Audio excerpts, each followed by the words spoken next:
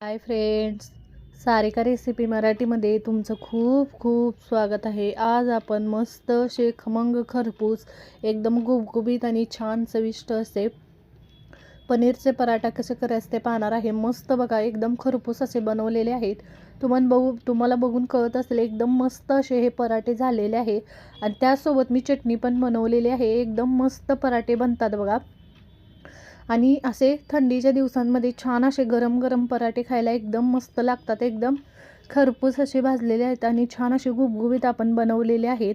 तुम्ही एकदा असे या पद्धतीने एकदम कमी साहित्यात साध्या सोप्या पद्धतीने पनीरचे पराठे नक्की करून बघा। तुम्हाला पण ही रेसिपी खूप आवडेल बघा। भरपूर असं आपण स्टफिंग भरून छान मस्त बनवलेले आहेत, एकदम चविष्ट झालेले आहेत। एकदा करून बघा, तुम्ही परत परत याच पद्धतीने बनवणार, एवढे चविष्ट होतात आणि मस्त लागतात बघा। नक्की करून बघा। तर चला वेळ न घालवता व्हिडिओला सुरुवात करूया। इथे सर्वप्रथम आपण पीठ मळून घेणार आहे। त्यासाठी मी इथे 2 ते 2.5 कप गव्हाचे पीठ चाळून घेतलेलं आहे। आता त्यामध्ये आपण थोडंसं चवीनुसार मीठ घालून घेणार आहे। इथे बघू शकताय 2 ते 2.5 कप घेतलेलं आहे। तुम्हाला जेवढे पराठे बनवायचे असेल तेवढे तुम्ही पीठ घेऊ शकता। इथे बघू शकताय त्यामध्ये सुरुवातीला मी चवीनुसार मीठ घालून घेते। इथे थोडंसं मीठ घातलेलं आहे आणि त्यामध्ये थोडासा मी ओवा घालते, हातावर चोळून छान चव लागते बघा, जरूर घाला। मीठ घालून मी मिक्स करून घेतलेलं आहे।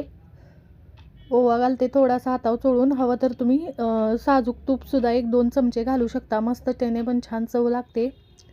थोडासा ओवा घातलेला आहे, हातावर चोळून मिक्स करून घेते आणि थोडं थोडं पाणी घालून मी मऊसूद असं पीठ मळून घेणार आहे, म्हणजे छान असे पराठे आपले तयार होतात बघा। इथे बघू शकताय पीठ मळून घेते बघा, एकदम छान असं पीठ मळून झालेलं आहे मऊसूद। त्यावर थोडंसं 1 चमचा तेल घालून मी याला तेल लावून घेते आणि आपल्याला हे झाकून ठेवायचं आहे। तोवर आपण स्टफिंगची तयारी करणार आहे। इथे बघू शकता हे छान असं पीठ मळून घेतलेलं आहे, याला तेल लावून घेतलेलं आहे। आता हे आपण बाजूला ठेवूया झाकून आणि नंतर आपण इथे बघू शकताय पराठे बनवण्यासाठी मी 250 ग्राम पनीर घेतलेलं आहे। ते असं मोठ्या खिसणीने मी खिसून घेते। इथे बघू शकताय पनीर मी सगळं इथे खिसून घेतलेलं आहे। आता त्यामध्ये 2 ते 3 मीडियम साईजचे कांदे मी चिरून घेतलेले आहेत आणि भरपूर अशी कोथिंबीर घेतलेली आहे, ते घालून घेते। तुम्हाला हवं तर कांदा एकदम बारीक असा कट करून घ्या। भरपूर अशी कोथिंबीर घेतलेली आहे। कोथिंबीर भरपूर घाला, छान चव लागते बघा पराठ्यांच्यामध्ये। इथे मी 1 चमचा आमचूर पावडर घालते, तुमच्या आवडीनुसार तुम्ही साहित्य घाला।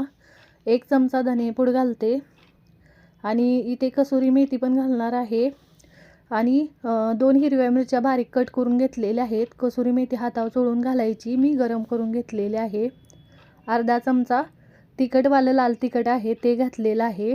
मिरची पण घातलेली आहे, लाल तिखट पण घातलेलं आहे, चवीनुसार मीठ आणि हे सगळं घालून आपण मिक्स करून घेणार आहे। आता कमी साहित्यात तेवढाच चविष्ट पराठा बनतो। तुम्ही हे मुलांच्या डब्यासाठी किंवा तुमच्या नाश्त्यासाठी किंवा तुम्ही रात्रीच्या जेवणामध्ये सुद्धा असे मस्त पराठे बनवू शकता, छान चवीला होतात बघा।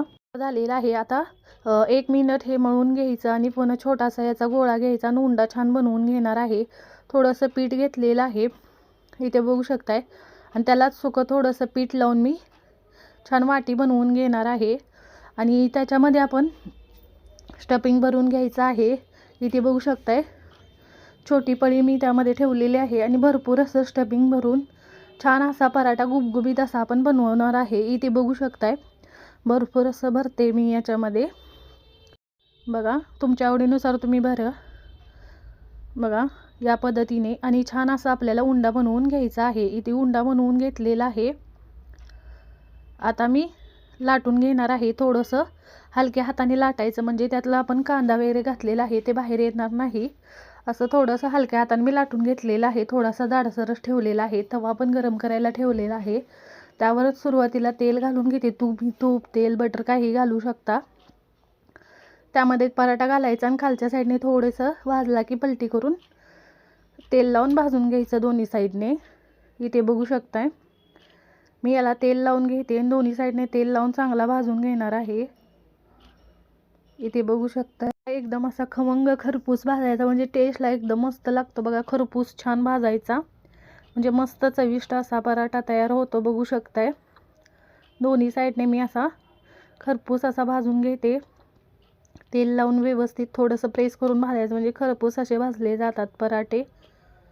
छान झालेलं आहे बघा, दोन्ही साईडने मस्त असं भाजलेलं आहे. इथे बघू शकताय छान खरपूस भाजलेला आहे. मी काढून घेते. त्याच पद्धतीने दुसरा पण मी बनवून घेतलेला आहे, तो पण छान असा मी भाजून घेणार आहे. दोन्ही साईडने छान असं तेल लावून छान असे होतात बघा, टम्म फुगलेले छान असे पराठे तयार होतात बघा मस्त. हा पण मी एकदम खरपूस असा भाजून घेते. तुम्हाला बघून कळत असेल किती छान असा भाजलेला आहे. असा भाजले की छान टेस्टला पण छान लागतात बघा पराठे मस्त. हा पण दोन्ही साईडने तेल लावून चांगले मी प्रेस करून असा भाजून घेते बघा. हा पण चांगला आपला भाजलेला आहे. मी हा काढून घेते आता. या पद्धतीने मी दुसरे पण पराठे बनवून घेतलेले आहेत बघा. मस्त खमंग आणि खरपूस आपले पराठे छान तयार झालेले आहेत. तुम्ही झटपट असे बनवू शकता पनीरचे पराठे. नक्की एकदा या पद्धतीने बनवून बघा. त्याचसोबत मी चटणी पण बनवलेली आहे बघा, मस्त टेस्ट लागते बघा. तुम्ही हे सॉस बरोबर खाऊ शकता आणि चटणी बरोबर खाऊ शकता, कशाबरोबर खाऊ शकता, किंवा असे जरी खाल्ले तरी पण मस्त लागतात. नक्की करून बघा या पद्धतीने. कमेंटमध्ये जरूर सांगा तुम्हाला आजचा व्हिडिओ कसा वाटला. व्हिडिओ आवडला असेल तर व्हिडिओला लाईक करा, शेअर करा. चॅनलवर नवीन असाल तर चॅनलला सबस्क्राईब करा, बेल आयकॉनला क्लिक करा. तुम्ही या पद्धतीने खमंग आणि खरपूस असे पनीरचे पराठे नक्की बनवून बघा. व्हिडिओ पाहिल्याबद्दल धन्यवाद.